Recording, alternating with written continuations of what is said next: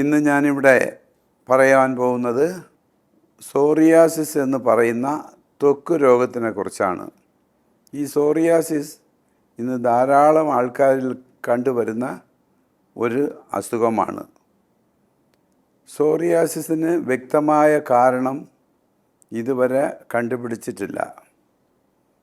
ഈ സോറിയാസിസ് രോഗം നമ്മുടെ സ്കിന്നിനെ വളരെയധികം ബുദ്ധിമുട്ടുകൾ ഉണ്ടാക്കുന്ന ഒരു അസുഖമാണ്. നമ്മുടെ സ്കിന്നെന്ന് പറയുമ്പോൾ അത് വളരെ സെൻസിറ്റീവായിട്ടുള്ള ഒരു ഓർഗനാണ്. ശരീരത്തിൽ ഏറ്റവും വലിയ ഒരു അവയവം കൂടിയാണ് സ്കിന്ന്.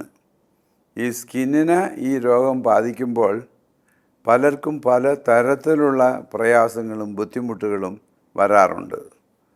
സോറിയാസിസ് ആദ്യമായിട്ട് തലയിൽ ചെറിയ താരൻ പോലെ തുടങ്ങി ക്രമേണ അത് തടിച്ചു കൂടി ശരീരത്തിൻ്റെ മറ്റ് ഭാഗങ്ങളിലും പകരുന്നതായാണ് കണ്ടുവരുന്നത്.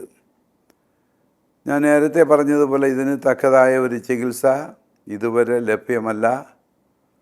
എന്നാൽ സിദ്ധ ചികിത്സയിൽ ഇതിന് ഫലപ്രദമായ നല്ല ചികിത്സ ലഭ്യമാണ്. വർഷങ്ങളായിട്ട് പഴക്കമുള്ള ഏതാണ്ട് 10-40 വർഷം മാറാത്ത സോറിയാസിസ് രോഗം 10-40 ദിവസത്തിനകത്ത് തന്നെ മാറുന്ന ഒരു കാഴ്ചയാണ് ഇപ്പോൾ ഞങ്ങളെ സിദ്ധ മെഡിസിൻസ് കാരണം ഉണ്ടായിട്ടുള്ളത്. ഏറ്റവും ഫലപ്രദമായ ഏറ്റവും നല്ല ഒരു ചികിത്സയാണ് സിദ്ധ മെഡിസിൻ സോറിയാസിസ് അസുഖത്തിന്. സോറിയാസിസ് ഉള്ളവർക്ക് പലരിലും പല തരത്തിലുള്ള മാനസിക പ്രയാസങ്ങൾ അനുഭവപ്പെടാറുണ്ട്. സമൂഹത്തിൽ നിന്ന് ഒറ്റപ്പെട്ടു പോകുമോ എന്നുള്ള വലിയ പ്രയാസം കാരണം ആത്മഹത്യ പോലും ചെയ്യുന്ന ധാരാളം സോറിയാസിസ് രോഗികൾ നമ്മുടെ ഇടയ്ക്കുണ്ട്. പ്രായം എന്ന് പറയുന്ന ചെറിയ പ്രായം തൊട്ട് വയസ്സ് കൂടിയ ആൾക്കാർക്കും എപ്പോൾ വേണമെങ്കിലും എവിടെയും വരാം. അതുപോലെ തന്നെ ഇതിന് പലതരത്തിലുള്ള കാരണങ്ങൾ ഞങ്ങൾ കണ്ടുപിടിച്ചിട്ടുണ്ട്. സിദ്ധയിൽ അതിനെക്കുറിച്ച് പറഞ്ഞിട്ടുമുണ്ട്. പൂർവജന്മ പാരമ്പര്യമായിട്ട് ഈ രോഗം ചിലരിൽ കാണപ്പെടുന്നു. ഏതാണ്ട് 10-15% രോഗികളിൽ ഇത് പാരമ്പര്യമായിട്ട് തന്നെ അച്ഛനുണ്ടെങ്കിൽ മകനുണ്ടെങ്കിൽ മകൻ്റെ മകന് ഇങ്ങനെ വന്നുകൊണ്ടിരിക്കുന്നു. കാരണം എന്തോ ആയാലും സിദ്ധ മരുന്നുകൾ കൊണ്ട് ഇതിനെ പൂർണ്ണമായിട്ടും സുഖപ്പെടുത്താൻ സാധിക്കും. സോറിയാസിസ് അസുഖത്തിനോട് കൂടി തന്നെ നമ്മുടെ സന്ധികളിൽ ചിലർക്ക് വേദനകൾ അനുഭവപ്പെടുന്നുണ്ട്. വിരലുകൾ വേദന, നീർക്കെട്ട്, വിരലുകൾ വളഞ്ഞു പോകുക, കൈ, കാല്, മുട്ടുകളിൽ നീര്, തോളിൽ വേദന, കഴുത്ത് വേദന, ഇങ്ങനെ പലതരം വേദനകൾ ഉണ്ടാക്കി സോറിയാസിസിൽ കുറച്ച് പേർക്ക് ബുദ്ധിമുട്ടുകൾ കാണപ്പെടുന്നു. ഇതിനെ സോറിയാറ്റിക് ആർത്തറൈറ്റിസ് എന്നാണ് പറയുന്നത്. അതിനും ഫലപ്രദമായ ചികിത്സ ഞങ്ങളെ സിദ്ധവൈദ്യത്തിൽ ലഭ്യമാണ്. സോറിയാസിസ് ഉള്ളവർ കഴിയുന്നതും ടെൻഷൻ ഒഴിവാക്കുക, നന്നായിട്ട് ഉറങ്ങുക, ചിലതരം ഭക്ഷണങ്ങൾ കഴിയുന്നതും ഒഴിവാക്കുക. സോറിയാസിസ് ഉള്ളവർക്ക് പലരിലും നല്ല ചൊറിച്ചലും, ചിലർക്ക് വേദനയും, ചിലർക്ക് നീറ്റലും, ചിലർക്ക് കാലുകളിൽ കൈകളിൽ വിണ്ടുകീറക്കയും ഇങ്ങനെയൊക്കെ ഉള്ള കാരണം സോറിയാസിസ് ഉള്ളവർ ചിലതരം ഭക്ഷണങ്ങളിൽ മാറ്റങ്ങൾ വരുത്തേണ്ടതായിട്ടുണ്ട്. ചൊറിച്ചലുള്ളവർ തീർച്ചയായിട്ടും മീൻ, കോഴിമുട്ട, തൈര്, അച്ചാറുകൾ, ഈ പൈനാപ്പിള്, നണ്ട്, കൊഞ്ച്, ഇത്തരം ഭക്ഷണങ്ങൾ ഒഴിവാക്കേണ്ടത് അത്യാവശ്യമാണ്. സോറിയാസിസ് ഉള്ളവർ ഈ രോഗം പകരുമോ എന്നുള്ള സംശയം രോഗികളിലുമുണ്ട്, അടുത്തുള്ള ബന്ധുക്കളിലുമുണ്ട്. ഒരു കാരണവശാലും ഈ സോറിയാസിസ് പകരുന്ന ഒരു അസുഖമല്ല. ഇതുവരെ റെക്കോർഡുകൾ എടുത്ത് പരിശോധിക്കുമ്പോൾ ഇത് പകർന്നതായിട്ട് ഒരു എവിഡൻസും ആർക്കും എവിടെയും കിട്ടിയിട്ടില്ല. കൂടാതെ ഈ സോറിയാസിസിനെ കുറിച്ച് ബ്ലഡിൽ ഇന്ന് വരെ ഒരു എവിഡൻസും കിട്ടിയിട്ടില്ല. ഒറ്റ ഒരു ടെസ്റ്റ്, സ്കിൻ ബയോപ്സി എന്ന ടെസ്റ്റിലൂടി മാത്രമാണ് ഇത് സോറിയാസിസ് എന്ന് ഗണിക്കുന്നത്. അതിന് ആ ടെസ്റ്റ് നടത്തേണ്ട ആവശ്യമില്ല. നമ്മൾ കണ്ടാൽ തന്നെ അറിയാം ഇത് സോറിയാസിസ് ആണെന്ന്. ഇതുകൂടെ ഞാനിവിടെ എല്ലാവരുടെയും, പ്രത്യേകിച്ച് ഡോക്ടർമാരുടെ ശ്രദ്ധയിൽപ്പെടുത്തുന്നു. ഒരു അൺനെസസറി ടെസ്റ്റുകൾ നടത്തി സോറിയാസിസ് രോഗികളെ കൂടുതൽ വിഷമത്തിൽ ആക്കണ്ട എന്നുകൂടി ഞാൻ ഈ അവസരത്തിൽ പറയുന്നു. മോഡേൺ മെഡിസിനിൽ നിന്ന് ഒരുപാട് അഡ്വാൻസ് ആയിട്ടുണ്ട്. അതിൽ പലരും എന്ന് പറഞ്ഞാൽ ബഹുഭൂരിപക്ഷം ഡോക്ടർമാരും ഇതിന് കൊടുക്കുന്ന മരുന്നുകൾ സ്റ്റീറോയിഡ് ചേർന്ന മരുന്നുകളാണ്. അതുപോലെ സ്റ്റീറോയിഡ് ചേർന്ന ക്രീമുകളാണ്. ഇത്തരം ക്രീമുകളും മരുന്നുകളും കഴിക്കുമ്പോൾ അസുഖം പെട്ടെന്ന് മാറും.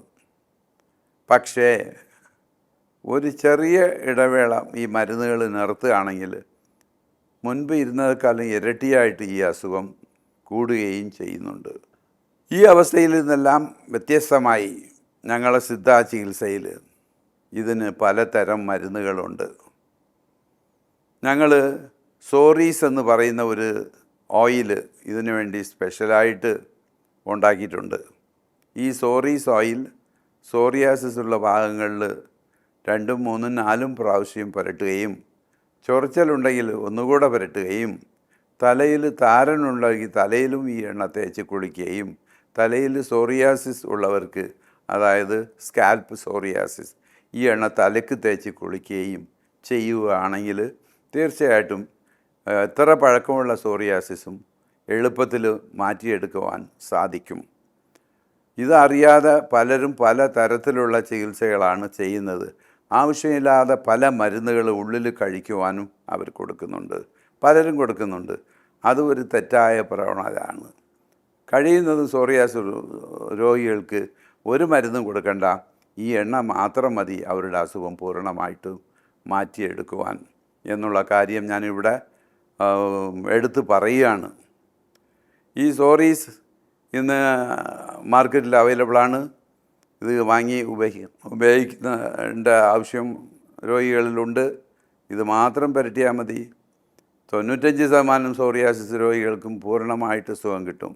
ഇനിയൊരു കാര്യം ഈ അവസരത്തിൽ എനിക്ക് പറയുവാനുള്ളത്, ഈ സോറിയാസിസ് രോഗം മാറിയാലും അത് കുറച്ച് കാലം കഴിഞ്ഞിട്ട് തിരിച്ച് വരുന്ന ഒരു അവസ്ഥ ഉള്ളതാണ്. അതുകൊണ്ട് അസുഖം മാറിയാലും കുറച്ച് കാലത്തേക്ക് ഈ എണ്ണ തുടർന്ന് പുരട്ടുന്നത് വളരെ നല്ലതാണ്. കാരണം ഇത് പുറമെ സ്കിന്നിൽ ഇത് മാറിയാലും ഇത് റൂട്ട് ഔട്ട് ചെയ്യണം.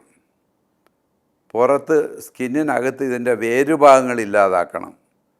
സ്കിൻ റൂട്ട് ഔട്ട് ചെയ്യണം. അതിന് തുടർന്ന് കുറച്ച് കാലത്തേക്ക് ഈ എണ്ണ തുടർന്ന് പുരട്ടി വരികയാണെങ്കിൽ തീർച്ചയായിട്ടും പിന്നെ വരാനുള്ള സാധ്യത വളരെ കുറവാണ്. അതുകൊണ്ട് സോറിയാസിസ് രോഗം മാറി എന്ന് വിചാരിച്ച് എണ്ണയെ ഉടനെ നിർത്തരുത്.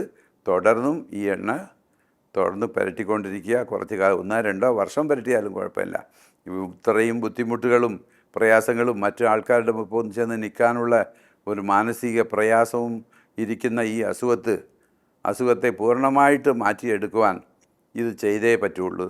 അസുഖം മാറിയാലും കുറച്ച് കാലത്തേക്ക് ഈ എണ്ണ തുടർന്ന് പുരട്ടണം എന്നുള്ള ഒരു അപേക്ഷയാണ് എനിക്ക് ഇവിടെ പറയുവാനുള്ളത്. പിന്നെ ടെൻഷൻ, മനപ്രയാസങ്ങൾ പലർക്കും ഉണ്ടാവാം. പ്രയാസങ്ങൾ കഴിയുന്നതും ഒഴിവാക്കുക. അതുപോലെ ഉറക്കം കുറഞ്ഞാൽ ഈ അസുഖം പലർക്കും വീണ്ടും വരുന്നുണ്ട്. അതുകൊണ്ട് നന്നായിട്ട് കിടന്ന് ഉറങ്ങുക. ഈ അസുഖത്തിനെക്കുറിച്ച് ഒരു ചിന്തയും ഉണ്ടാവരുത്. ഇതിനെക്കുറിച്ച് ചിന്തിച്ചിട്ടിരിക്കരുത്. ഇത് മാറും എന്നുള്ള ഒരു പൂർണ്ണ തൃപ്തിയോടുകൂടി തന്നെ ഈ എണ്ണ പുരട്ടുക. ഈ അസുഖം പൂർണ്ണമായിട്ട് മാറ്റിയെടുക്കാൻ സാധിക്കും. പിന്നെ മറ്റുള്ളവർക്ക് വരുമോ എന്നുള്ള ഒരു സംശയം, നമ്മുടെ പിൻഗാമികളെ ബാധിക്കുമെന്നുള്ള ഒരു സംശയവും ആർക്കും വേണ്ട. ഒരിക്കലും വരില്ല എന്നുള്ള ഉറപ്പ് ഞാൻ ഈ അവസരത്തിൽ പറഞ്ഞുകൊള്ളുന്നു. സോറിയാസിസിനെ കുറിച്ച് എന്തെങ്കിലും സംശയങ്ങളുള്ളവർ എന്നെ വിളിക്കുക.